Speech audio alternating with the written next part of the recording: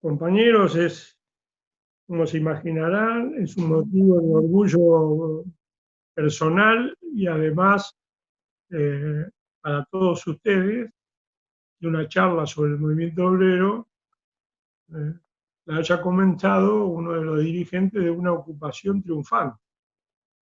Ustedes se dan cuenta que lo de la ocupación triunfante no es cualquier cosa, porque mi larga experiencia indica que de las ocupaciones no siempre se sale bien. Son grandes luchas, son puntos culminantes de la lucha de clases y, bueno, los compañeros de Bretain, de alguna manera, yo lo voy a tratar de desarrollar después, se han adelantado a un proceso que posiblemente esté en curso en el curso de los próximos 60 días. Para definirlo y hacerlo lo más rápido posible y no detenernos mucho, nosotros podemos definir, en primer lugar, que estamos atravesando una etapa absolutamente convulsiva. Para definirlo con mucha claridad, tendríamos que decir que hay una curva ascendente, que ahora está de moda, en la crisis económica y en la pandemia. En la crisis económica, el gobierno está asistiendo al fracaso de la renegociación de la deuda. Y ese fracaso de la renegociación de la deuda coloca un fuerte condicionamiento político sobre el futuro del gobierno. La estrategia de que a 3 años que hubiera una prórroga o una quita importante en el pago de aquí a 3 años ha dado lugar, de parte de los bonistas privados, a pague primero y después conversamos. Con lo cual, todavía no se ha llegado al acuerdo con la otra parte de la deuda, que es con el FMI, pero tenemos un cuadro de condicionamiento muy fuerte, que posiblemente termine con una cesación de pago de la Argentina. Es decir, que el cuadro, la curva ascendente de la crisis económica va, digamos, todavía más acelerada que la curva ascendente de la pandemia.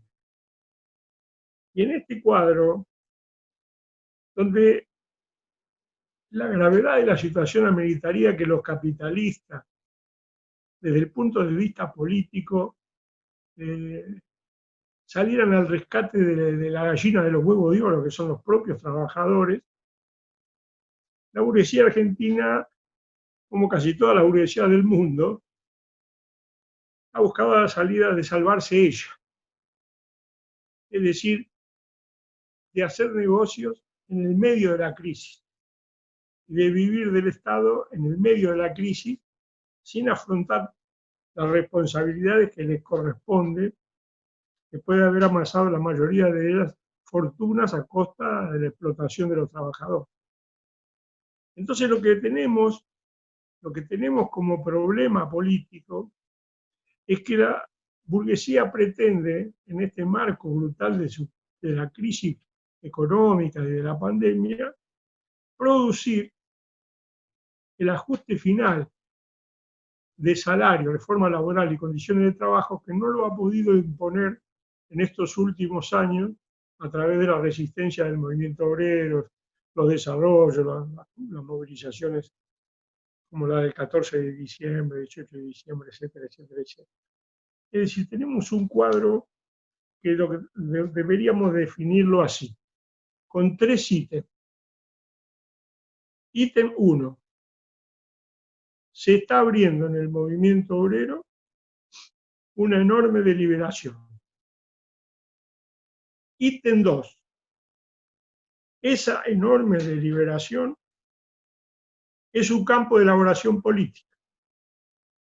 Esto es muy importante porque el abogado Horacio Meguira trajo a la Argentina como un curro para la CTA la formación de observatorios.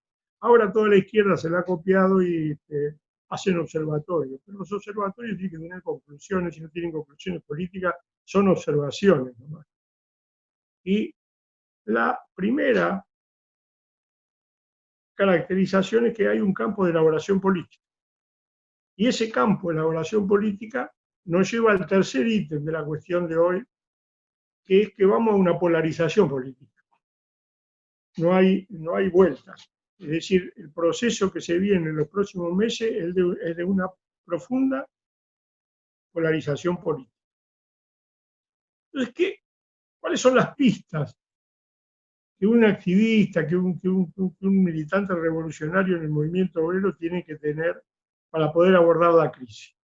No es simplemente una receta de lo que hay que hacer en caso de que haya un despido, en lo que haya una suspensión, en caso de que haya un protocolo laboral, sino cuáles son las pistas que debería seguir siguiendo el cuadro de la situación del movimiento obrero en general, porque tenemos que partir de las mejores experiencias que se están desarrollando para poder tratar de entender hacia dónde vamos con este proceso de elaboración política y de liberación que tiene la clase obrera.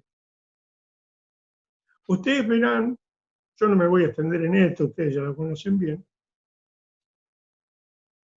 que posiblemente la pandemia haya dejado más expuesta que nunca la enorme crisis de la burocracia sindical. Cuestiones de suma importancia porque si bien la CGT estableció un acuerdo marco de reducción de los salarios con las suspensiones, asistimos a una CTA que siempre se destacó por ser sindicatos virtuales, pero ahora que es la era de la virtualidad, ha desaparecido del mapa. Es decir, se ha mostrado más virtual que nunca.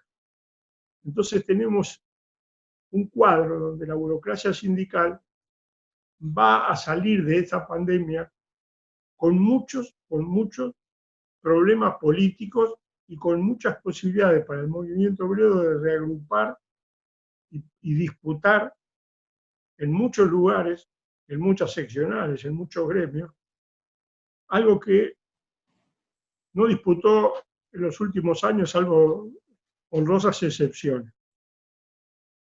Tenemos entonces que mirar que este proceso va a madurar hacia esa polarización política y a esa lucha contra el Estado y contra la burocracia. ¿Cómo serían los ítems que nosotros deberíamos seguir en relación a los procesos que se están dando y las conclusiones? Acá vamos a dividir, digamos, la charla en varios puntos. El primer punto, que creo que es un punto que tiene que figurar en el primer punto, es este problema de las empresas, de las industrias o de las actividades esenciales. Miren, compañeros, las actividades esenciales van a ser más esenciales que nunca.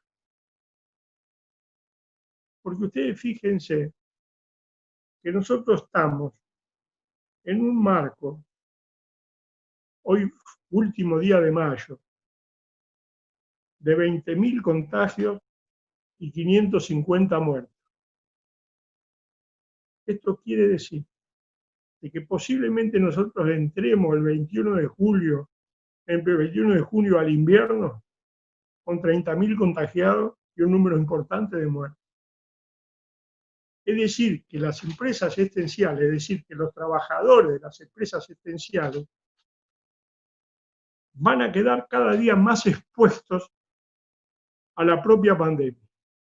Los desarrollos de la situación son todos extremadamente negativos en dos campos. Primero, en el campo que ahora está de moda, que es descubrir que existe en Villa Miseria, que existe hacinamiento, que existe pobreza y que existe la posibilidad de que ahí no se resuelva nada. Se está despertando un proceso de contagios en los barrios populares y ese contagio en los barrios populares tiene que tener va a tener una consecuencia muy fuerte sobre los trabajadores de la salud. Y estos trabajadores de la salud, esto es un dato el primer dato de elaboración política que nosotros realizamos en relación a la pandemia, en su lucha, primero por defender la salud de los propios afectados y en segunda por defender su propia salud y tener los insumos suficientes y las condiciones de trabajo suficientes, están haciendo un proceso que ha dejado muy de lado la gran dispersión de la burocracia sindical. Porque de alguna manera, en el gremio de la salud se está produciendo un proceso de coordinación que deja atrás los sindicatos de la sanidad, los sindicatos de maestranza, los sindicatos de ATSA, las tercerizadas dentro de los hospitales. Es decir, que los reclamos, alrededor de los reclamos de las condiciones de los trabajadores de la salud, se está armando una gran coordinación, porque todos tienen el mismo planteo, el mismo programa. Es decir, que se está levantando un programa común de desarrollo que ha dejado de lado las trabas y la corporativa de los sindicatos y ha generado una primera instancia de coordinación, que es una coordinación que creo que va a tratar de instalarse en muchos aspectos de todos los gremios del movimiento obrero. Fíjense que estas luchas, estos planteos en las empresas esenciales, nos van a plantear primero qué tipo de lucha diferente a las luchas que se están desarrollando en el movimiento obrero industrial o en las industrias donde hay una recesión profunda. Ahí, en el medio de la pandemia, nosotros hemos visto cómo se han ido discutiendo y armando una campaña en relación a bonos salariales y en relación a protocolos que son de suma importancia porque están reflejando que esos bonos no lo han conseguido ningún sindicato en particular, sino que los arrancó de alguna manera el Estado de deliberación política de los trabajadores de la salud. Ellos han jugado un papel muy importante, pero posiblemente es ahora donde vayan a empezar a jugar todavía un papel de mayor relevancia y por lo tanto cobran enorme relevancia esa coordinación, porque esa coordinación va a tender a una autoconvocatoria nacional, que es lo que de alguna manera yo voy a tratar de desarrollar en varios gremios. En la alimentación, que es otro de los gremios importantes, vamos a asistir posiblemente a un problema similar que los hospitales. Hasta ahora viene las balas picando cerca, pero si este proceso que se ha abierto de contagios y de compañeros con el COVID en la fábrica puede producir el campo más grande de germinación en la propia alimentación. Con lo cual, posiblemente, si se produce algo de esta naturaleza, vamos a tener la misma lucha política que hemos tenido en los hospitales y vamos a tener que instrumentar una organización de otro tipo que va a ir mucho más lejos de, digamos, el cerrojo de los sindicatos, de la burocracia de la alimentación, porque se va a poner en juego qué formas van a ser las formas que va a adquirir el movimiento obrero trabajando en relación a cuando se produzcan contagios en la fábrica.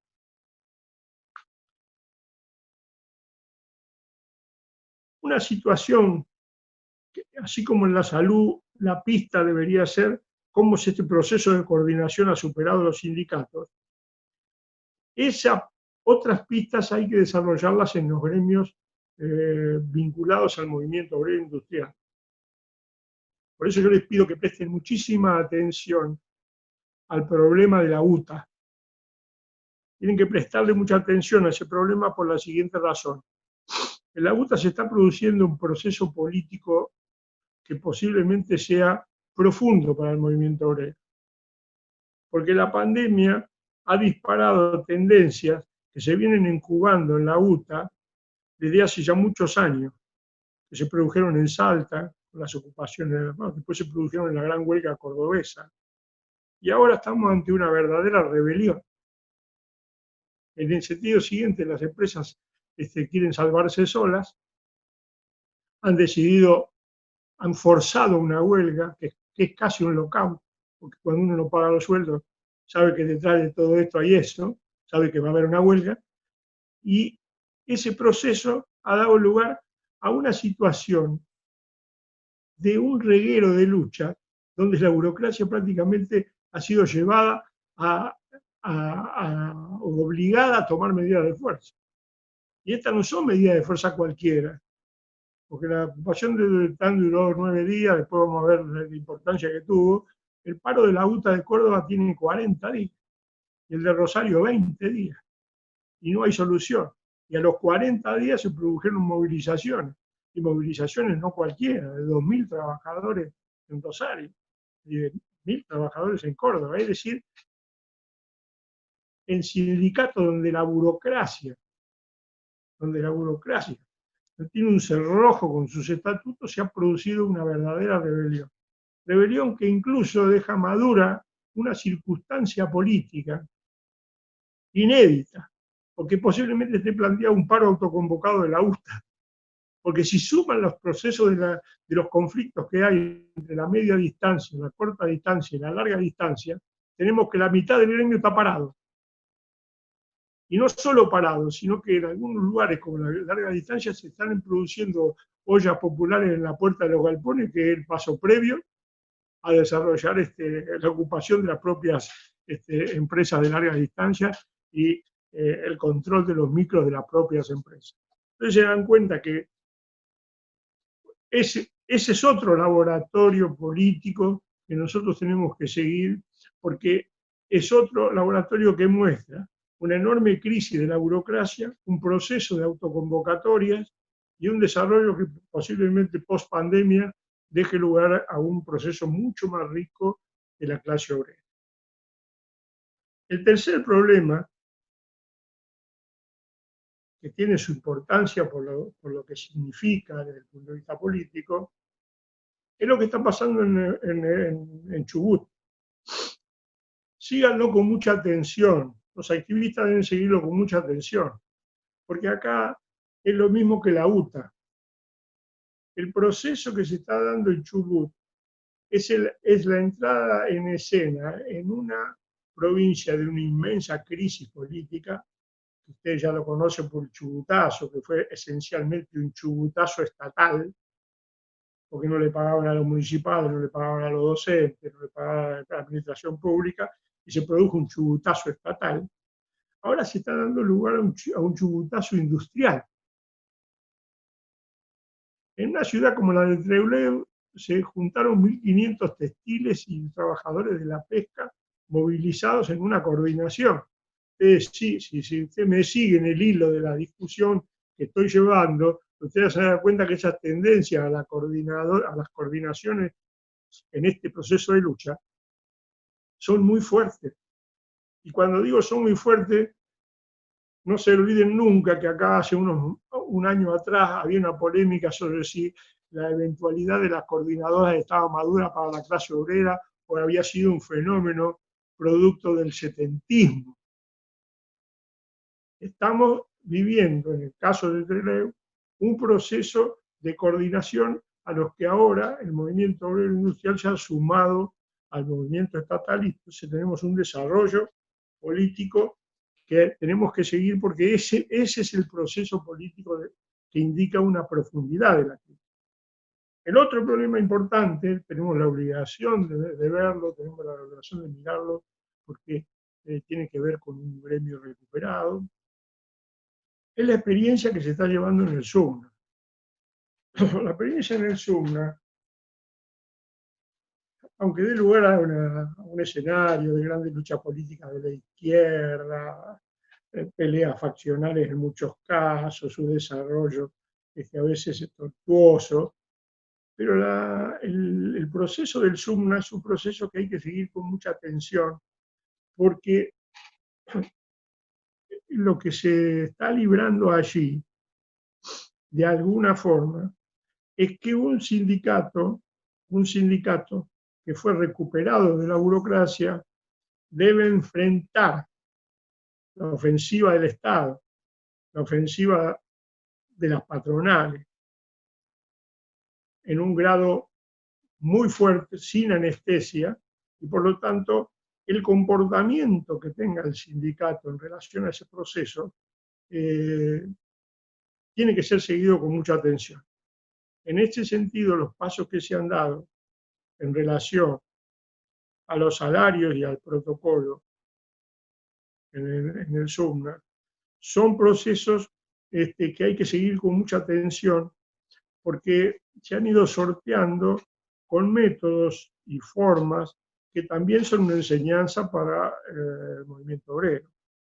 Hasta cierto punto, nosotros somos muy cuidadosos con eso porque consideramos que los problemas que asumen hoy las comisiones internas, los cuerpos delegados sobre las subvenciones son muy delicadas, han logrado un primer round importantísimo en el sentido de que han logrado garantizar hasta mayo el pago del 100% del salario, lo que significa más o menos una excepción, no la regla.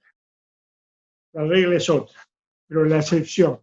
Y la excepción muestra que si mañana hubiese 5 o 6 sindicatos recuperados en la Argentina, no se hubiera dado el acuerdo del 75% de la CGT. Pero lo del SUMNA es importante. Pero ahora el SUMNA tiene un gran desafío político, porque la vuelta al trabajo va a ser una vuelta al trabajo donde el fenómeno político de los protocolos va a jugar un papel decisivo. ¿Y por qué va a jugar un papel decisivo? Porque ya no se trata del protocolo obrero inicial que nosotros ayudamos bastante a construir y a elaborar con distintos compañeros y con distintas fábricas que planteaban el problema del vestuario, el problema del alcohol en gel, el problema de los molinetes, el problema del comedor, el metro de distancia. Ahora viene otro planteo, que va a ser un planteo que va a devenir de la crisis de la pandemia, que es el planteo de que un protocolo obrero en la Argentina de hoy, de una comisión interna de lucha, tiene que estar acompañado de un testeo pago por la patronal. Si no hay testeo pago por la patronal, no hay alcohol en gel que valga. Y se van a empezar a disparar aquí y allá en las grandes fábricas un proceso que tiene que ver con el COVID, y este problema va a acelerar que los protocolos patronales, que son protocolos sin hacer inversiones, queden muy por detrás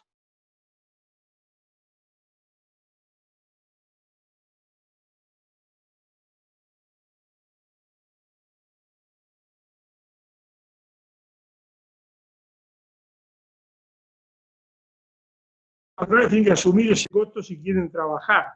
Por lo tanto, va a ser un planteo político que vamos a tener que desarrollar con mucha importancia. Nosotros vamos a llegar a una situación que es la siguiente. Yo hace más o menos un mes y medio escribí que íbamos a llegar a los 3 millones de suspendidos. Y estamos llegando a esa cifra. ahí los observatorios dan cifras, pero vamos a llegar a esa cifra. Ahora, cuando se llega a esa cifra, ustedes tienen que saber que cuando llega a esa cifra, las patronales se han acogido más o menos todas al ATP, desde Techín hasta el taller metalúrgico de Villa Caraza, de 11 trabajadores. Todos están sujetos al ATP, es decir, que el gobierno pague el 50% del salario o el equivalente máximo de 2 salarios mínimos. Esa circunstancia es una circunstancia coyuntural, no definitiva. Es decir, el gobierno y las patronales saben de que esa circunstancia, de que el gobierno se haga cargo del 50% del salario y que ellos paguen el 25%, porque el otro 25% está descontado por el acuerdo de la CGT, es una circunstancia absolutamente coyuntural. Y posiblemente quien esté mejor en condiciones de observar que esta situación no es una situación definitiva ni que va a durar muchas veces, es el más grande de los entregadores obreros en la Argentina, que es el petrolero Pereira. El petrolero Pereira es un acuerdo por el 60% de los salarios, no por el 75%. Y ahora lo que está diciendo es que, como el acuerdo es por 60 días, él lo que tiene miedo es a los despidos. Es decir, que en el horizonte político de la clase obrera va a estar planteado una enorme lucha política, no por las suspensiones, sino por los despidos. Por los despidos de distintas formas, los primeros encubiertos, los segundos no tan encubiertos.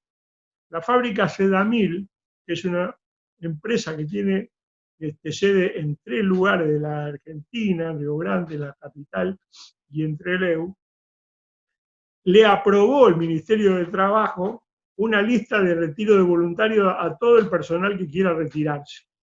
Con lo cual, hasta cierto punto, ese fenómeno de los retiros voluntarios es un fenómeno que vamos a tener que asumir como una responsabilidad enorme en la lucha contra los despidos encubiertos.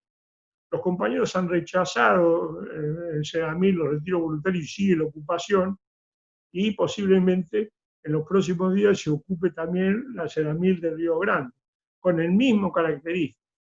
Y el otro problema que va a plantearse en forma inmediata va a ser el problema de que el cese de los contratos.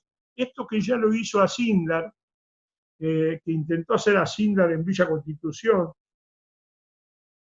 trabajando a 120 contratados, finalmente después de toda esa lucha que ustedes ya conocerán, quedaron 4 de los 120, también se dio en Asindar hablada, pero es la línea política que se están dando las empresas.